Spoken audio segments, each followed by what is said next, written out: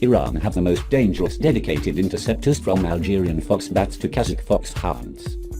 The only fourth-generation interceptor ever exported, Iran acquired the most capable and heaviest Western fourth-generation combat jet ever built for air-to-air combat, the F-14 Tomcat, in the 1970s. The Tomcat notably straddles the line between a fighter and an interceptor, as while it was designed for the latter role and benefits from a sensor suite, armaments and a high-endurance airframe ideal for it, its high maneuverability also allows it to operate as an effective fighter. Its speed and altitude, however, are far inferior to those of Soviet interceptors, and its lack of a phased array radar was a notable shortcoming. The F-14A exported to Iran was the least capable variant of the Tomcat ever developed, and used much weaker engines than those of the F-14D, which formed the US Navy's elite from 1991.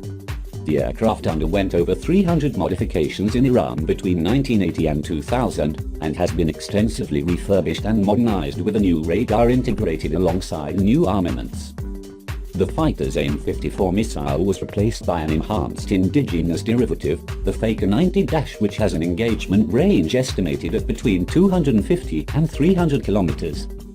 The Tomcats are the most capable combat jets in the Iranian Air Force, and successful modernization of the design has left them a force to be reckoned with.